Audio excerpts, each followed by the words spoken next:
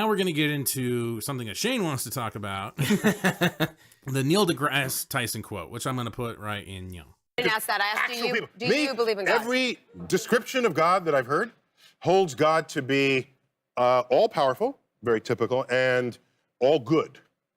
And then I look around and I see a tsunami that killed 250,000 people in Indonesia, an earthquake that killed 250,000 people in Haiti, and I see earthquakes and tornadoes and disease, childhood leukemia, and I see all of this and I say, I do not see evidence of both of those being true simultaneously.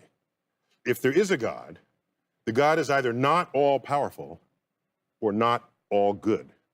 What we call God depends upon our tribe, Clark Joe. Because God is tribal. God takes sides. No man in the sky intervened when I was a boy to deliver me from daddy's fists and abominations. I figured out way back. If God is all-powerful, he cannot be all good.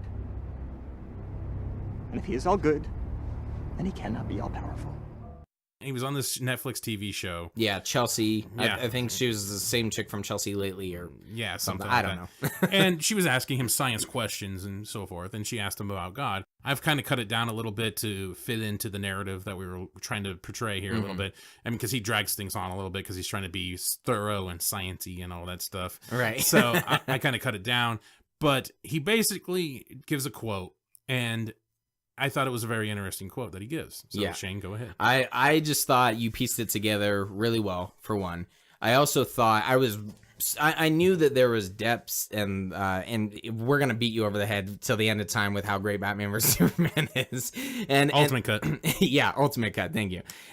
I was just, when you piece that together, and I was like, holy shit, that's almost word for word what Lex Luthor is saying in the movie. And he makes a cameo, Neil deGrasse Tyson does, so it makes it kind of a little bit more entertaining that way, but it shows you tones of that movie and really what they're trying to paint. And you know, is Superman as this god, and Lex Luthor's issue, and obviously Neil deGrasse Tyson agrees to an extent. He is Lex Luthor. Yeah, pretty much. So if Superman showed up, how do you think people would feel? Right. And I watched that clip over and over and over again. It was bravo to you for how you pieced it together, for noticing it. I'm surprised it hasn't gone viral, because I was like, holy shit, that's awesome. That's phenomenal. It shows the deep intellect that Zack Snyder brought into Batman vs Superman. Well, I think it clarifies the motivations.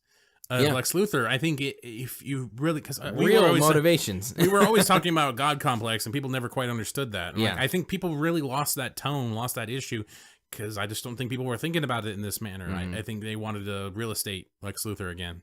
And, yeah, because that's all he's ever been. Yeah. And I thought that was great. So basically the story is that my girlfriend was sitting next to me, and she found some little clip or something like that. And she's like, you want to hear what Neil deGrasse Tyson says about God?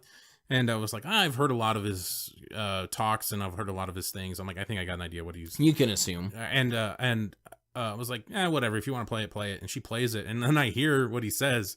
And I was like, huh. Because we have a Chromecast, and she's playing it off her phone. And I'm like, oh, yeah. And I cut her off, and I play the Lex Luthor part. And she's like, I wonder what came first. And I'm like, well, when's that interview? And it was a couple weeks ago. Was the interview. So it kind of just made me laugh. I was like, holy fuck, he's quoting Batman versus Superman. Yeah. And I was just like, there it is. It's explained. And even I cut it out because, you know, you have time restraints, because we put it on our Instagram, it's on our YouTube. But the people explode in there when he says that. And even the woman says, that's a great answer. Yeah. And in the interview, maybe I'll cut it up here a little bit more to where you hear all that. And because we were trying to avoid copyright with YouTube, With YouTube, yeah, and stuff like that, so we try to shorten it up as much as possible. But it's like, oh, everybody's behind that, but for some reason, when it was behind in a movie about a guy with God complex and stuff like that, and a very you know maybe biblical tones and stuff like that, it didn't work. Like people still didn't understand it then. Like I don't know. It just seems like when apparently if it was Neil deGrasse Tyson saying it, people get it.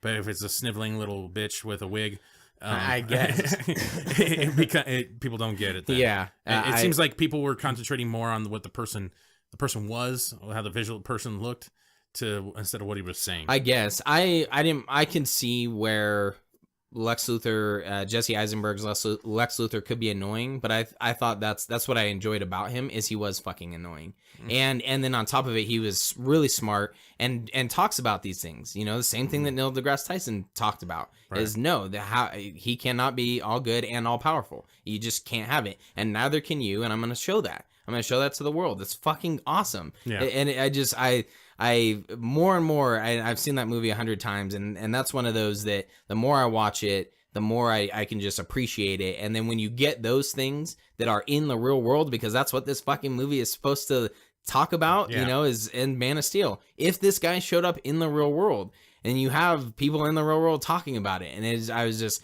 like, I want to bring this up on the podcast, and hopefully people will start to understand, because we even we brought Nick on for, I think it was kind of like a recap. I want to say it was a rebuttal, a debate. Yeah, of a Batman versus. It was about our Superman rant that we had before about how he wasn't relatable. No, this was before. This was like at the end of last year we talked about when we did the comic movie recap.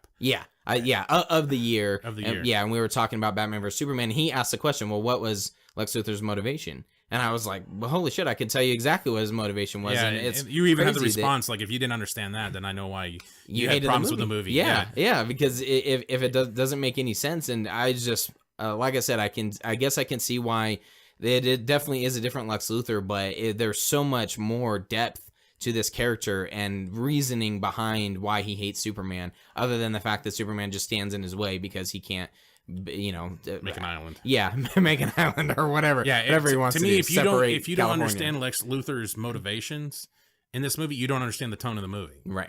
That's what it flat out comes down to. Yeah. You can't understand his motivations. You can't understand the tone of the movie.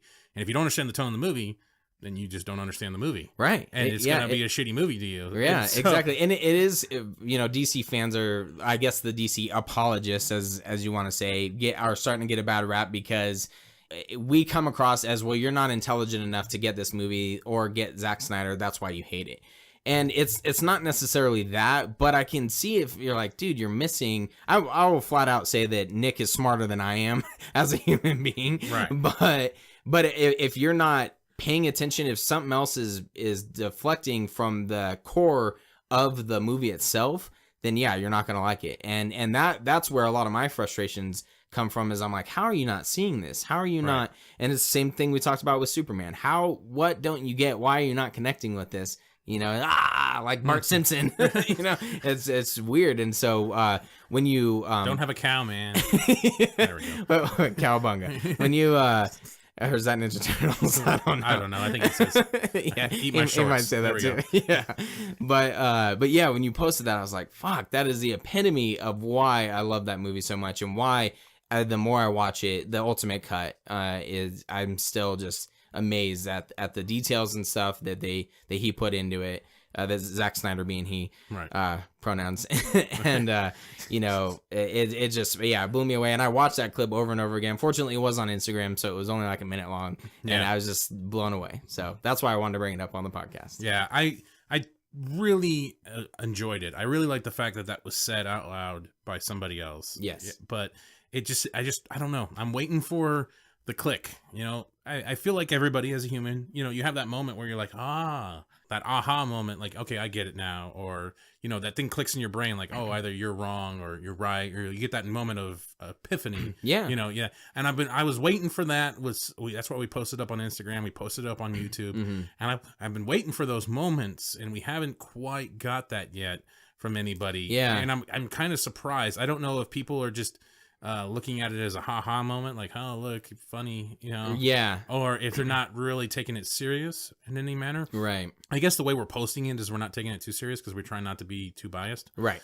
Trying. We're trying not to be like, ha, you dumb shit motherfuckers. Right. What was his motivations again? Here you go, you fuck cards. Yeah. So pay attention. I guess that's kind of what we're fighting against right now. But if you have seen this and you do think that it would help explain maybe to a friend that maybe didn't get Batman versus Superman or didn't like it, maybe show them this. Maybe that'll help them. I don't know. Right. I don't know.